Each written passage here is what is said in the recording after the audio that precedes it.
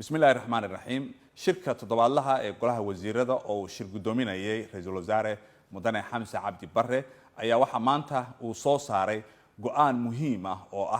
قرار قلها وزيرة أو كسابسن نظامين تجديد كموتوبجاجته سيدو كل شركة واحد وانسحيي هندسة شرعيات يلبه هشيس عالمي يلبه حير نظامية kadib dhibaatooyinkii amni darro ee ka dhacay magaalada Muqdisho bishii February ee saameeyay wadayaasha gaadiidka bajaajleyda iyo guud ahaanba amniga caasimadda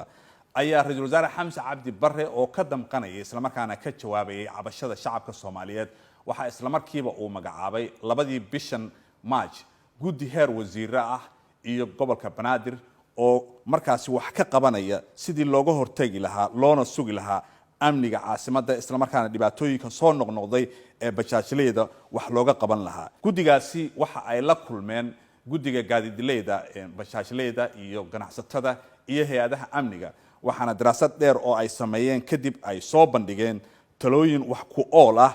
oo goluhu maanta uu ka dooday dood dheer kadibna goluhu waxa uu ka soo saaray qaraar ka kooban 5 qodob oo kala ah qodobka koowaad laga bilaabo kowda bisha April sanadkan 2023 waxa la hakiyay soo dejinta mootobajaajta mootada labada lugood leh iyo mootogaari sidoo kalena waxa laga hortagayaa meel kasta oo laga soo dejiyo oo kamida dekedaha dalka ilaa amar dambe qodobka labaad laga bilaabo kowda ilaa 3 April 2023 waa in dhammaan la tirikooba gaadiidka bajaajleyda ah sidoo kale waa in la midabeeyo loona sameeyo sumad gaar ah oo ka kooban a iyo ba shaqadaasna waxa fulinaya maamulka gobolka Banaadir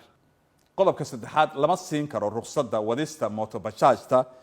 iyo noocyada kala duwan ee mootobajaajta qof da'diisu ay ka yar tahay 18 sano qodobka afraad laga bilaabo kowda bisha May ee 2023 waxa la joojinayaa bixinta taarikada mootooyinka ilaa amar dambe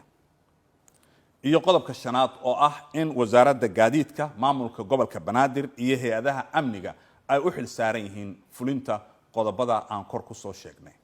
dhinaca kale golaha wasiiradu waxa uu maanta si aqlabiyada u ansixiyay hindise sharciyeedka kaalmo sharciyeedka federaalka iyo sidoo kale laba xeer nidaamiyo oo kala ah xeer nidaamyaha hay'adda batroolka Soomaaliyeed iyo xeer nidaamyaha dareer hoosaadka batroolka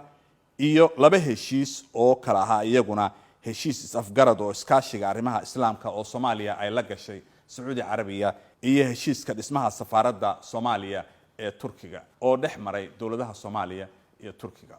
wabillahi tawfiiq